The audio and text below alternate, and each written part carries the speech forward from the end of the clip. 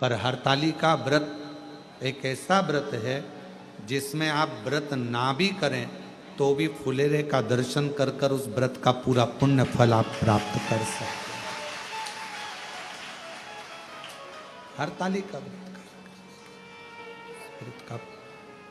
व्रत करें ना करें पर उस व्रत का केवल फुलेरे का दर्शन कर कर भी हम फल प्राप्त कर सकते। फल शिव कथा करें, भगवान शंकर का चरित्र कराए, शिव महापुराण की कथा भगवान शंकर का पवित्र चरित्र कर रहा है, शिव तत्व कर। छोटी सी अवस्था है मां पार्वती जी की, छोटी सी अवस्था,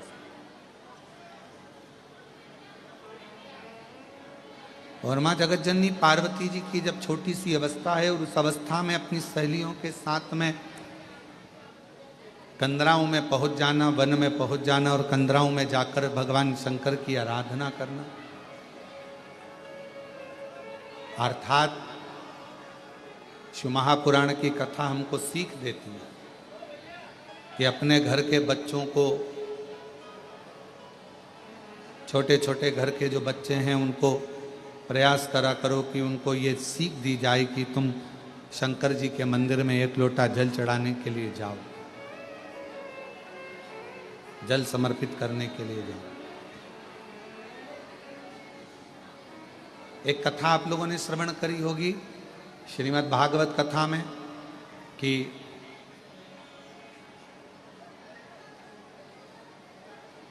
देवता और राक्षसों ने मिलकर मंथन किया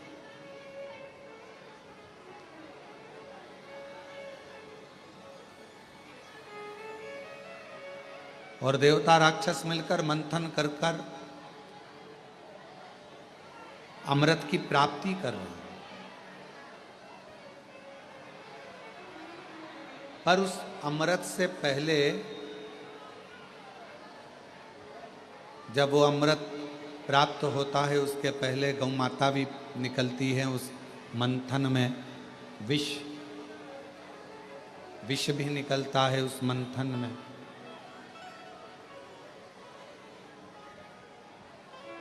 गौ माता भी सभी को, ऋषियों को, गुरुजनों को दी गई।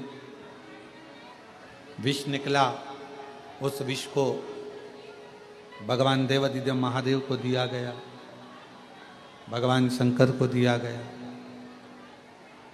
बाहर की आवाज़ बढ़ा दो जिससे चोंगों की आवाज़ दूर दूर तक सुनाए।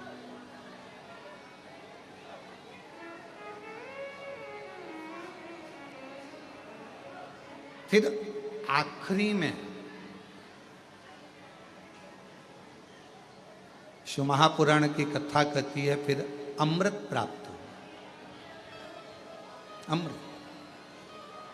और कितनी बड़ी सुंदर विचित्र कथा है शिव महापुराण में। देवता और राक्षस मिलकर मंथन करे, उस मंथन में बाद में अमृत की प्राप्ति।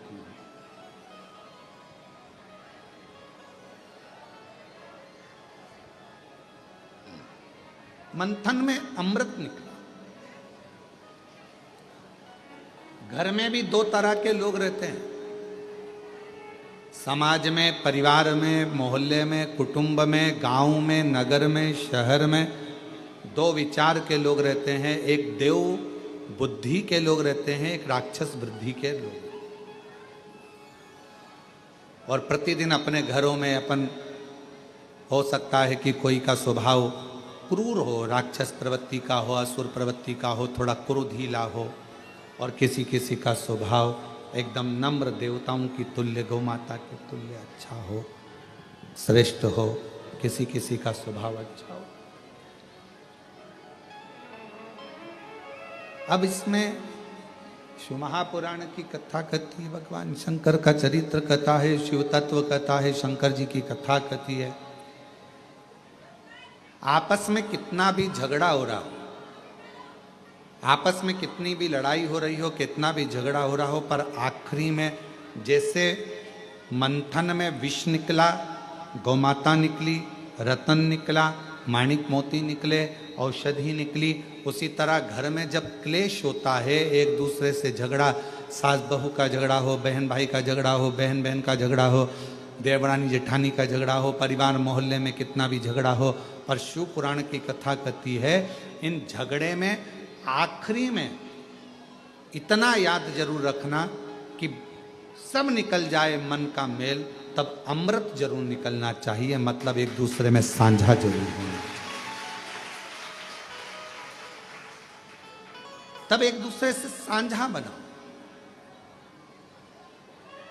जेठानी से कितना भी झगड़ा हो जाए ना, देवरानी से कितना भी झगड़ा हो जाए, सास बहू का कितना भी झगड़ा हो जाए, भाई भाई का कितना भी झगड़ा हो जाए, रिश्तेदार का कितना भी झगड़ा हो जाए, मोहल्ले में कितना भी आपस में झगड़ा हो जाए, पर शिव महापुराण की कथा कहती है झगड़ा कितना भी हुआ हो पर बात करना कभी बंद मत करो, भले थोड़ी करो पर बात जरूर। क्यों? कितना बड़ा भी झगड़ा हो उसका अंत बातों से ही होता है। हम क्या करते हैं कि झगड़ा हुआ तो बात करना बंद कर देते हैं, झगड़ा हुआ तो हमने बोलना बंद कर दिया, झगड़ा हो गया तो हमने उसका मुंह देखना बंद कर दिया, झगड़ा हो गया तो हमने बात करना बंद कर दी, मतलब वो फिर बात धीरे धीरे धीरे धीरे बढ़ती जाती और वो झगड़ा फिर आखिरी में बहुत बड़ा घात उत्पन्न करता है, घर को, परिवार को, कुटुंब को, नातों को, रिश्तों को तोड़ देता, तोड़। कितना भी झगड़ा, बात करना कभी बंद मत करो, थोड़ा थोड़ा चर्चा, थोड़ी थोड़ी बातें चलते रहे। कभी सीखिएगा अपने जीवन में संतों से, साधुओं से, गुरुजनों से, तपस्वियों से, साधकों से, उपासकों से अच्छा कोई जीवन में कोई गुरु मिल जाए तो उससे सीखने का प्रयास करिएगा। यहाँ तक आपको शिव महापुराण की कथा भी ये सीख देती है कि आप सीखिएगा कि कितना कितना दुनिया के कितना कितना लोग अपशब्द कहते हैं, ताना देते हैं, गालियाँ देते हैं, आड़ा टेढ़ा कहते हैं। कई कई लोग अपने अपने फेसबुक पर अपने अपने लेखनी में हर कुछ हमारे लिए हो चाहे बाबा के लिए हो लिख देते हैं और वो लोग फिर दूसरी बार धाम पर आते हैं, पर हम कभी भी उनसे इस तरह की बात नहीं करते कि तुमने क्या लिखा। हम उनका सम्मान ही करते हैं, उन्होंने जो लिखा अपनी मर्जी से। कभी तो बाबा कृपा करेगा।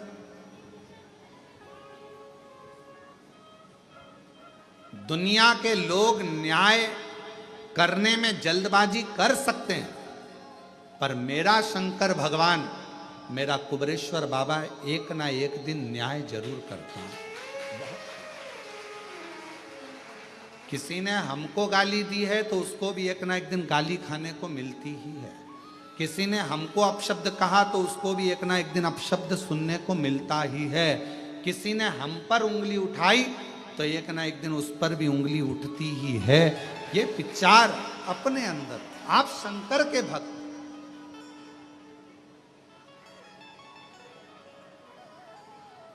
आप विद्वान हैं, आप किसी पर उंगली उठा रहे हो तो एक दिन कोई बड़ा विद्वान आपको भी मिलेगा, आप पर भी उंगली उठाए, फिर उसको भी कोई मिलेगा तो वो भी उंगली उठाए। इसलिए अपने निर्णय को, अपने न्याय को परमात्मा पर छोड़ दो, हम उसके आश्रित।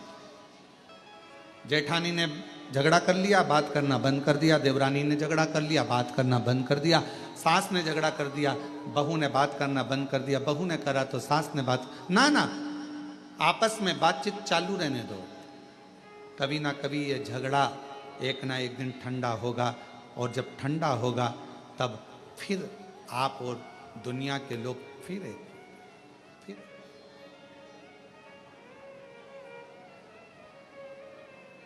एक मंथन हुआ, समुद्र मंथन में विष निकला, गौ माता निकली, औषधि निकली, रतन निकला, माणिक मोती निकले, उसके बाद में अमृत, अमृत बाद में निकला, अमृत बाद में। और बाद में हुआ क्या? आखिरी में हुआ क्या? भगवान नारायण, भगवान विष्णु मोहिनी स्वरूप धारण कर कर आ गए, और मोहिनी स्वरूप धारण कर कर आए, और जितने जितने असुर थे, राक्षस थे, वो सारे राक्षस उस मोहिनी स्वरूप को देखने में लग गए। देखने उस मोहिनी स्वरूप। आज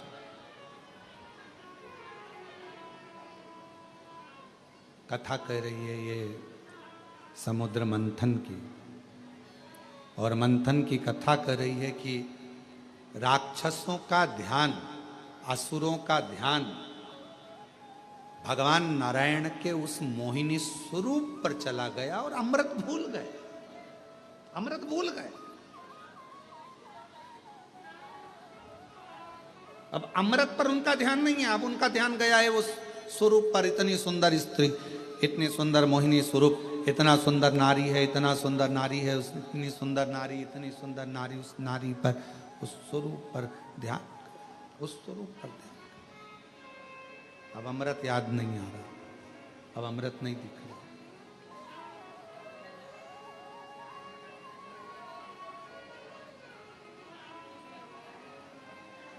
जिसकी बुद्धि, जिसका विवेक, जिसकी दृष्टि गलत हो जाती है, वह अच्छाइयों को छोड़कर बुराइयां छांटने लगता है। एक तरफ सुंदर स्त्री है, दूसरी तरफ अमृत है। असुरों को यह थोड़ी ना मालूम है कि इसमें नारायण है, वो तो स्त्री है ना उनके लिए। एक तरफ सुंदर स्त्री है, एक तरफ अमृत है।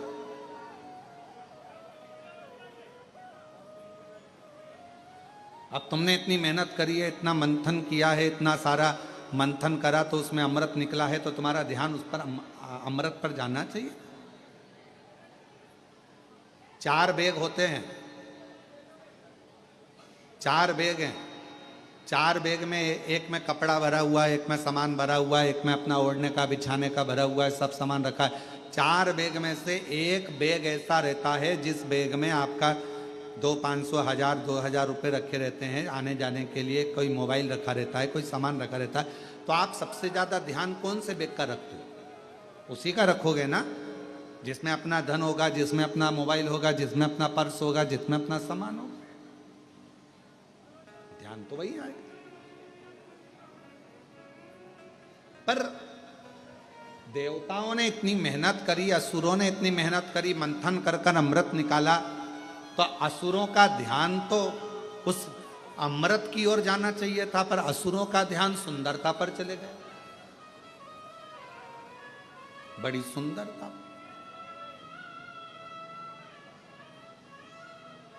उनका ध्यान अमृत पर नहीं गया, स्त्री की सुंदरता पर गया। जिंदगी में ऐसा मोड़ आता है, व्यक्ति आकर्षण की ओर खिंचता चला जाता है। आकर्षण,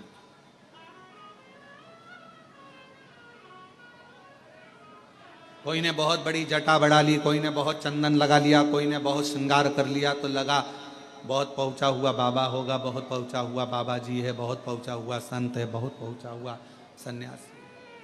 कोई ने फैलारा ज्यादा कर लिया तो बहुत पहुंचा हुआ बाबा होगा, संत होगा। ना ना ना, इससे पहचान नहीं होती।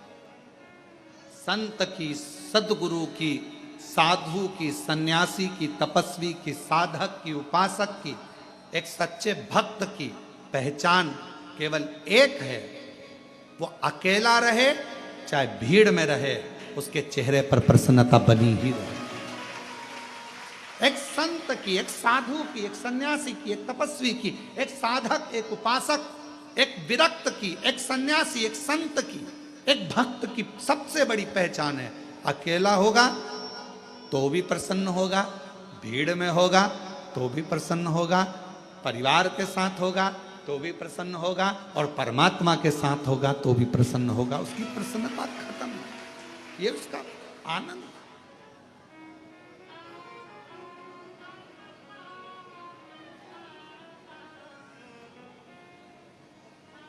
प्रसन्नता।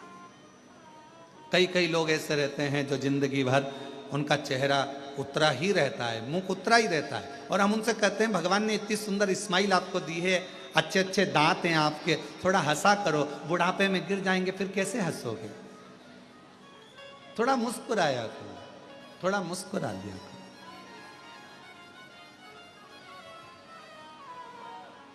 आज भगवान ने तुमको अच्छे अच्छे दांत दिए हैं, अच्छा अच्छा चेहरा दिया है, थोड़ी प्रसन्नता, थोड़ी मुस्कुराहट। कई लोग ऐसे होते हैं धाम पर भी आते हैं, कुबेरेश्वर धाम पर, तो भी उनका चेहरा उतर रहता है। हम कहते हैं अपने बाप के घर आई हो तो थोड़ा खिलखिला लिया करो। अपने दामादों से निवेदन है तुम भी मुस्कुरा लिया करो। अपने पिता के घर आए हो, थोड़ा प्रसन्न चित्त में रहने का प्रयास करो।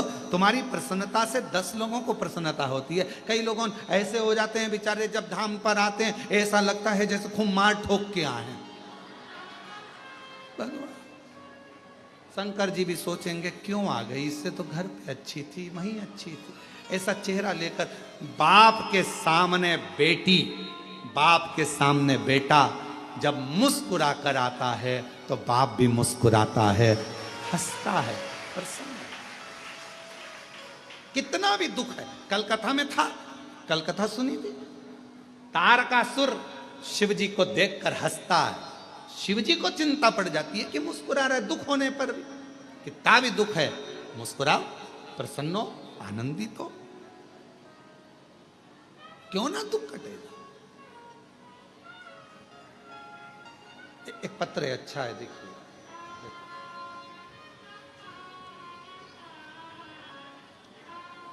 श्रीमती रीना देवी, पति का नाम लवकुश,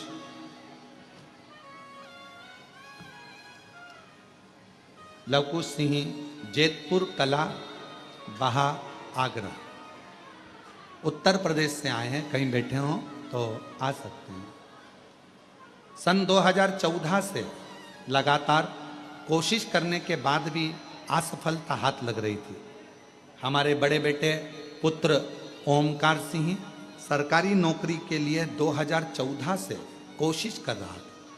फिर हमारे घर की एक बहन ने बताया शिव महापुराण के बारे में, फिर हमने कथा सुनना प्रारंभ किया, किंतु विश्वास नहीं टिका। फिर वही वाली बात आ गई कि इतनी जल्दी विश्वास नहीं आ सकता। सियोर वाला महाराज पर, कुबेरेश्वर धाम पर इतनी जल्दी विश्वास आ जाना कठिन है। जब तक शंकर की कृपा नहीं होगी तब तक विश्वास आ ही नहीं सकता, आएगा ही नहीं। क्या हो सकता है ऐसा? अब 2014 और अभी क्या चल रहा है, जम के बोलो 2025। हमें विश्वास नहीं आया। हमने सोचा इसी पड़ोसन ना जाने कितने कितने महाराजों का बताते रहते हैं, भरोसा। तब पड़ोसन ने कहा आप मेरी बात पर भरोसा मत करो, आप टीवी पर कथा सुनो। हमने टीवी पर कथा सुनना प्रारंभ करा और कथा सुनने के लिए टीवी के सामने बैठ जाते। हमारे बेटे से हमने कहा तू अब की बार एग्जाम दे, बाबा करेगा। बेटे ने फिर एग्जाम दिया, उसका नहीं हुआ। बेटे का मन खराब हुआ कि मम्मी हुआ नहीं। मैंने कहा अब की बार पशुपति व्रत कर, शिव जी के मंदिर में जाकर साफ सफाई कर। मेरे बेटे ने शंकर जी के मंदिर में साफ सफाई करना प्रारंभ कर दिया और साफ सफाई करता, पशुपति व्रत करता। आप कहते हो कि मेहनत को 4 गुना बढ़ाओ, मेरे बेटे ने अपनी मेहनत को 4 गुना बढ़ाया और आज बाबा को धन्यवाद देने के लिए आई हूं। गुरुजी, बाबा थोड़ा नहीं देता, देता है तो छप्पर फाड़ कर देता है।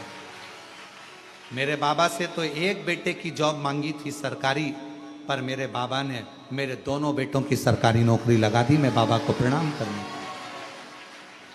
मेरे दोनों बेटों की सरकारी नौकरी लगवा दी और दोनों का बीएसएफ में हो गया। मैं बाबा को प्रणाम करने के लिए आया।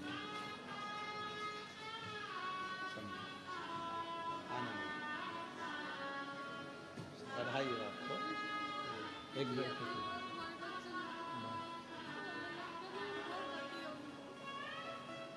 बधाई हो आपको, बधाई आपको दोनों का बधाई, बहुत अच्छा। शिव का 2 बेटों का एक साथ सरकारी नौकरी लगा। एक बार जोरदार ताली बजाकर शिव।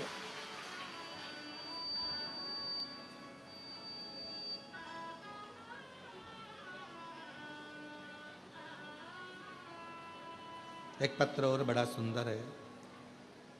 मैं राजस्थान के जिला सीकर तारापुर की रहने वाली हूँ। मेरा नाम रेणु है, पति का नाम जितेंद्र है। एक लोटे जल का मैं क्या वर्णन करूं गुरुदेव। मैं पहले शिव को मानती नहीं थी, मैं कभी भी आपकी कथा नहीं सुनती थी। फिर मेरी मासी ने, दिल्ली में रहती हैं, मासी ने बताया कि सियोर वाला महाराज जी कथा सुनाता है, वो कथा तुम जरूर सुना करो, कथा में ही आदि दुख समाप्त हो जाते हैं। मैंने सोचा कथा सुनने से दुख समाप्त हो सकता है क्या। इतने सालों से टीवी चालू करती हूँ, बहुत महाराज आते हैं, पर ऐसा तो कभी नहीं हुआ। फिर आपकी कथा सुनना प्रारंभ करें।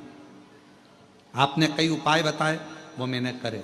मैं बहुत तकलीफ में थी, बाबा ने मेरा धीरे धीरे हाथ पकड़ा। गुरुजी, विश्वास तो कैसे करती, पर आपकी वाणी से कथा सुनने पर मैंने भरोसा करना प्रारंभ कर। और मेरा बेटा जो कि बोलने में हकलाता था, सारे डॉक्टरों का इलाज करवा लिया था, पर उसका हकलाना बंद नहीं हुआ था। गुरुदेव, मुझे भी कमर में दर्द था तो डॉक्टर ने ऑपरेशन बताया था। तब मैंने बाबा की कृपा से उन कथा सुनते, उपाय करते, बेलपत्र और जल का उपाय करना प्रारंभ करा। आज मेरे बेटे ने धीरे धीरे हकलाना बंद करा और बाबा की कृपा से मेरा ऑपरेशन भी नहीं हुआ और मैं पूर्ण तरह से स्वस्थ हूँ। शिव को नमन करने के लिए आऊँ।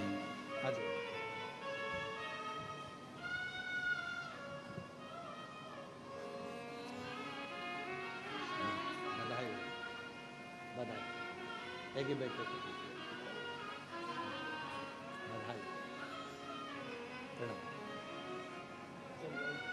शिव तत्व। डॉक्टर ने कमर का ऑपरेशन का बोला था, पर बाबा की कृपा से, शिव की कृपा से ठीक हूं और बच्चे ने भी धीरे धीरे हकलाना बंद कर दिया। शिव तत्व, आपका विश्वास, आपका भरोसा, आपकी दृढ़ता। मंथन में अमृत निकला है और मंथन के समय पर मोहिनी स्वरूप में भगवान भी है। असुर का ध्यान सुंदरता पर चले गया, स्त्री पर चले गया, सुंदरता में उनकी दृष्टि चली गई, पर भगवान क्यों ये नहीं जाने हैं कि भगवान है, उनकी सुंदरता पे दृष्टि चली गई और अमृत छूट गया, अमृत छूट गया। ऐसे कई लोग हैं संसार में जिनसे शिव महापुराण रूपी अमृत छूट रहा। हमारा निवेदन है, जिंदगी में अगर भगवान आपको इस लायक बनाया है, आपके अड़ोस में, पड़ोस में, धड़ोस में कहीं पर भी किसी को भी तकलीफ होती है, आप उसको एक प्रेरणा दिया करो कि शिव महापुराण की कथा सुनो और शिव जी के मंदिर में जाकर एक लोटा जल चढ़ाना प्रारंभ करो, दुख कटना प्रारंभ करो। कुबरेश्वर धाम तो बाद में आना, बाद में। जब मेरा बाबा तुम्हारा हाथ पकड़ ले, जब मेरा बाबा तुम्हारे को अच्छा कर दे, जब मेरा बाबा तुमको स्वस्थ कर दे, जब मेरा बाबा आपको अच्छा आनंद सुख प्रदान कर दे, तब कुबरेश्वर धाम आओ, बाद में। पहले तो बाबा के जहां हो, अपने घर में रहकर, दुकान पर रहकर, ऑफिस में रहकर कथा को सुनना प्रारंभ सुनो और अपने चेहरे पर अपने आनंद के साथ प्रसन्नता रखो, देने वाला हो, खुश रहो। रोकर जिंदगी नहीं, प्रसन्नता में जिंदगी को निकालने का प्रयास करो। दुख किसकी जिंदगी में नहीं आता, तकलीफ किसकी जिंदगी में नहीं आती। भगवान राम के जीवन में भी दुख आया, भगवान कृष्ण के जीवन में भी दुख आया, तकलीफ किसको नहीं आती, सबको। इसलिए किसी के दुख को देखकर कभी खुश मत हो, कभी नहीं। जरा सा किसी के ऊपर तकलीफ आई और सब लोग मिलकर चर्चा करने लगे, अच्छा हुआ, अच्छा हुआ, बहुत बढ़िया हुआ, ऐसा तो होना ही था, इसने तो ऐसा करा, अच्छा हुआ। ना ना, किसी को बीमारी आई, कभी मत कहो कि दूसरे को बीमारी आती है ना तो दुनिया के लोग सोचते हैं कर्म का दंड भोग रहा है, और खुद को बीमारी आई, फिर खुद को तकलीफ आई, फिर खुद को कष्ट आया, फिर। इसलिए कभी किसी की जिंदगी में अगर तकलीफ है तो भगवान से प्रार्थना करना, बाबा इसके जीवन में दुख आया है, भले मेरा बेरी है, कष्ट है, मेरे से लड़ता है, पर बाबा दुख समाप्त करना।